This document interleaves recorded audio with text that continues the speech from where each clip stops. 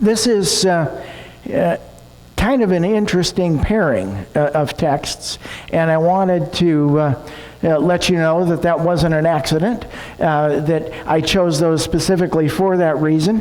And what Paul seems to be doing here, at least it's my impression of what Paul is doing, is sometimes called public wrestling. You know, you take something out there and you throw it out and you wrestle with it. And I've been known to do a certain amount of that myself, because not everything that I present from this pulpit or in a newsletter article or anything that I have going on, I don't necessarily have it all worked out or know all of the answers. I too engage in a certain amount of public wrestling, and while this process tends to sometimes create more questions than it produces answers, I think it is a viable and an important process. So I'm constantly asking lots of questions, and the result of that is that sometimes it creates more questions. Or sometimes I have to answer those questions by saying, well, it's both yes and no. Or sometimes it's a maybe. But certainly, I just don't find a lot of absolutes. You know, it just doesn't seem to be something that I can say this is absolutely certain, absolute truth. I'm absolutely 100% confident that this is the way that, you know, this particular thing is.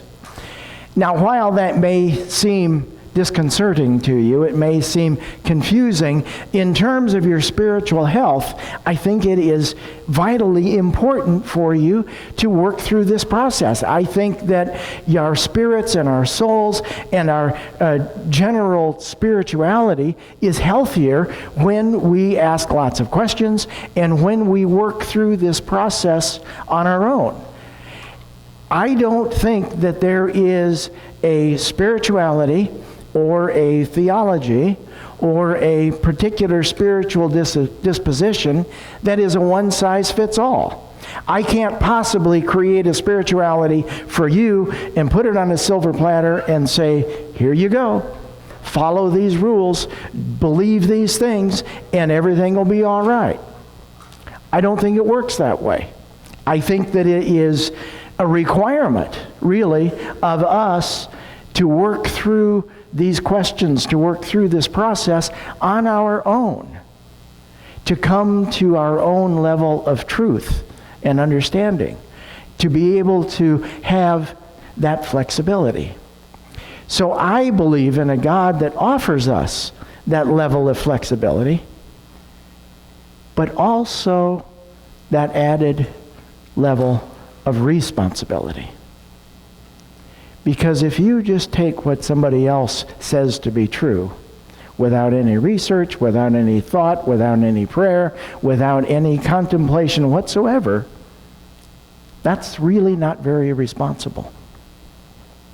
So I believe in a God that offers us that level of flexibility to allow us to arrive at our own truth, and at the same time that level of responsibility that says, this is what is true for me.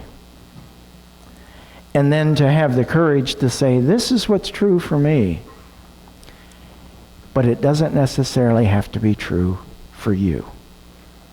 And that is where sometimes communication begins to break down, and we find ourselves butting heads with each other, and there's conflict in the church or, in the world, or one faith tradition doesn't understand the next faith tradition. So one of the questions that I wanted to raise this morning that is an important one, it is, what is that relationship of God to natural or personal disasters?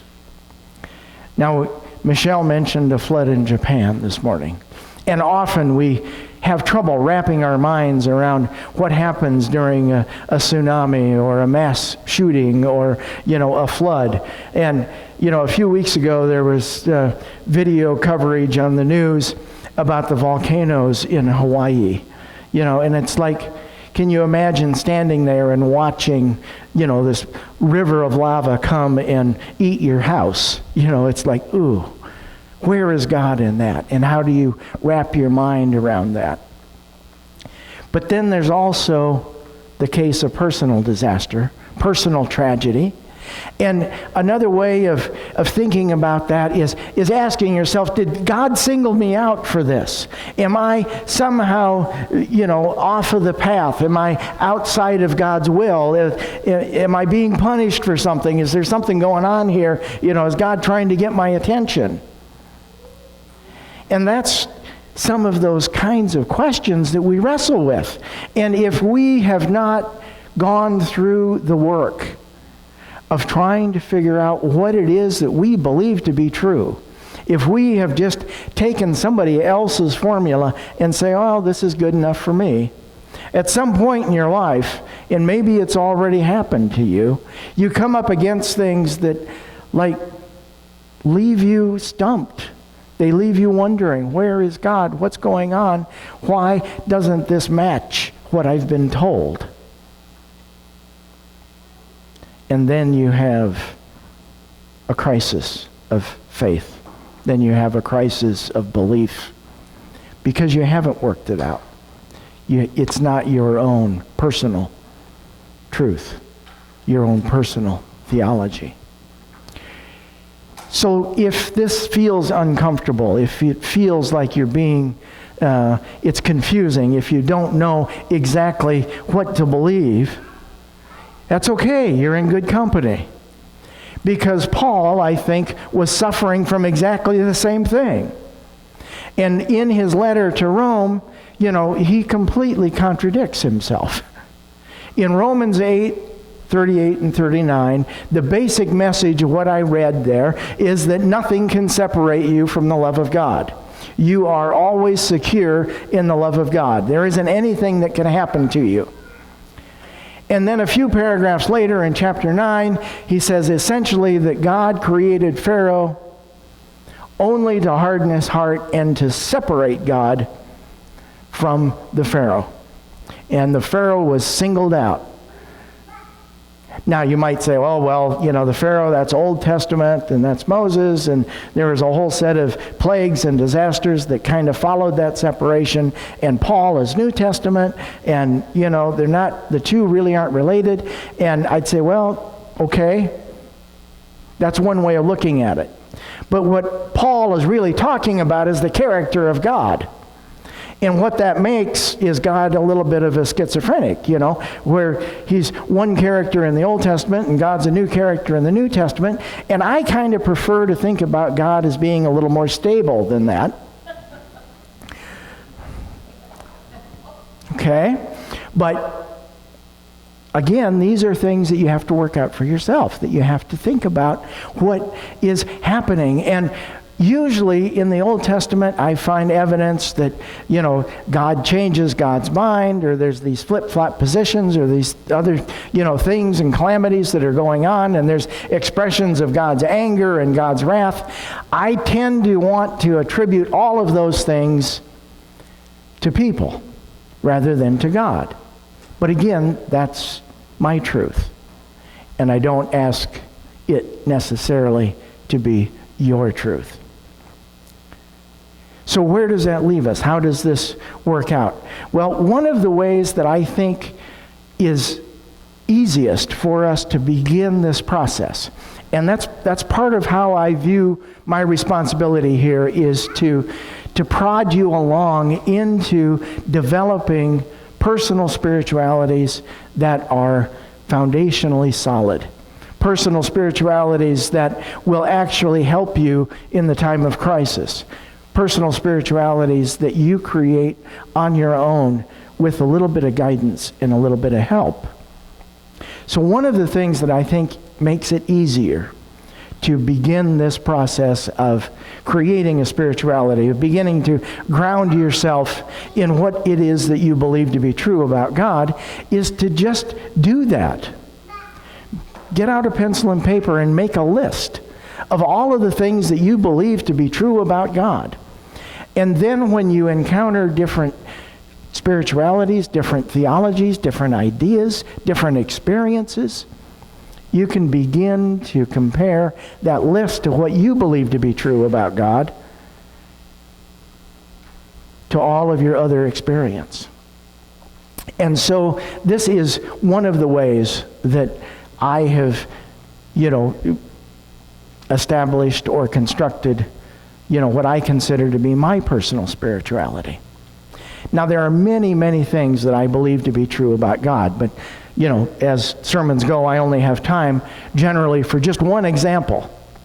And that one thing that I'm going to point out to you this morning, and the conflict that goes along with it, is that I consider God to be radically egalitarian. Okay? And what that means, if you're not familiar with the term egalitarian, it simply means that it is equal access, equal treatment, equality across the board in all situations. God would not do for one person what he would do for somebody else. God doesn't play any favorites. I believe that we all have equal access to the power of that creative spirit that we call God. I believe that God loves all children and everyone on the earth in equal amount, in the same way. And the same processes are available to each and every one of us. So that being said, I want to tell a couple of stories. Story number one involves my sister. She's 4 years older than I am, and she was in central Oklahoma. And this was in the summer of 1990, so quite a few years ago. And she was returning. She lived in Texas, and she was returning from a class reunion that had been held in Iowa. So if you know your geography a little bit, you know that Iowa's up here and Texas is down here and Oklahoma is in between. So they were on their way home. And in this kind of a lonely stretch of highway in central Oklahoma, there was an automobile accident. And it involved my sister, a single car accident. She was in a minivan. And she had two of her own children with her. She had another cousin that was also child age with them in the vehicle, who just decided to come along because it sounded like fun. And my mother was also in the vehicle. What happened is my sister simply fell asleep. And as she fell asleep in the doldrums of that hot, summer afternoon, the vehicle left the road, and it just missed a guardrail. And had they hit the guardrail, it might have woken her up and kept her on the highway and would have had a different outcome. But it just missed the guardrail, and it traveled along the ditch for a little while, and then the vehicle went off an overpass down to another highway that was below. Now, all of the children were thrown from the vehicle. They weren't belted in. They were, they were in a minivan. They were playing games or asleep or whatever. And miraculously, they were pretty much okay. There were a couple of them that had serious injuries, but all of the children survived that accident. And my sister was severely bruised with the airbag and everything that went off, but she also survived this accident. My mother, on the other hand, who was in the passenger side of that vehicle, did not survive that accident. She was killed in that automobile accident. Now, our family dealt with this tragedy the same way that any other family would deal with a tragedy of that, magnitude. Our first thought was gratitude, because the accident was not nearly as severe and didn't take as many lives as certainly it could have.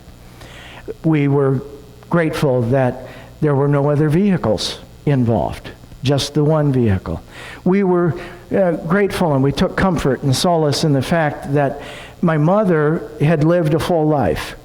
She was not particularly young when this happened, nor was she, particularly old, but she had lived a full life, and she was doing the kinds of things that she loved to do when that end came. She was traveling, she was with her grandchildren, so we took comfort in a lot of those kinds of things. But personal tragedy does sometimes push you theologically, pushes your faith, makes you wonder, where is God? So 10 years later, in about the year 2000, I'm in conversation with a clergy colleague of mine. It's a woman pastor. She's also United Methodist. And we're talking about these same kinds of questions, these same kinds of issues. You know, like, how is God involved in our day-to-day lives? How is God involved in personal tragedy? How is God involved in natural disasters? And the topic of a guardian angel came up. And I told my colleague, I said, you know, I have a little trouble with that idea. And she nodded her head and she said, oh yeah, I used to too. But now I know for certain that they exist. And it's like my ears perk up because I heard that absolute, you know, I know for certain. And I said, for certain? Really? Tell me about that. And she went on to explain that she too was on the highway once, alone in her vehicle, traveling on the interstate. It was, you know, late afternoon, and she had her cruise control set. And she too fell asleep at the wheel. And as she fell asleep, for some reason that she can't explain or she doesn't know, her cruise control disengaged right at that moment. And if you've ever felt that, you know what it feels like in a car when the cruise control, you know, turns off, or you touch the brake, you know, and you get this sudden deceleration and the car begins to slow down. And it was that change in speed, it was that jerk of the car that woke her up. And she came to, and she finished her trip, and she's absolutely convinced that it was her guardian angel that disengaged that cruise control. So I went on to explain to my colleague, I said, well, you know, that creates a little bit of a problem, because I happen to believe that God is radically egalitarian. In other words, God treats everybody exactly the same. And what that means is that God was willing to wake you up, but unwilling to wake up my sister. And what do I do with that? How do I reconcile that conflict? How am I supposed to think about God in those terms? And she said something to me that really has stuck with me all of the rest of these years. What she said is that is true for me. And I'm not asking that it be true for you.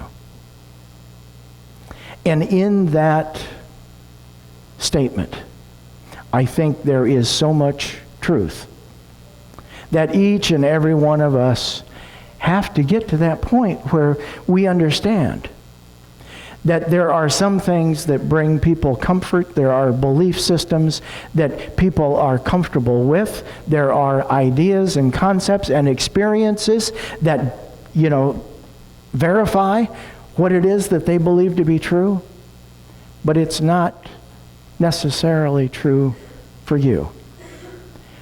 And for us to take a position that this is an absolute truth, and I believe it, and so must you, is the biggest source of all of our misunderstandings and our conflicts and all of the things. So I'm inviting you, I'm giving you permission, I'm encouraging you, I'm prodding you to ask those difficult questions, to ask how it is that God is in my life, to ask, where is God in the flood in Japan? Where is God in the volcanic eruptions in Hawaii? And the answers that you come up with are born out of your own experience. The answers that you come up with are shaped by your own thoughts and your own beliefs. And the answers that you come up with are perfected by your very own theology. And as you go through that process, you will then have created something that is uniquely your own. It is your own spirituality. It is your own creation. It is your own relationship to that divine spirit. And once you have that as your possession, as your relationship, then truly nothing can ever separate you from the love of God. So that's food for thought. Go in peace. Go with God. And go do your work, because you have work to do. Amen.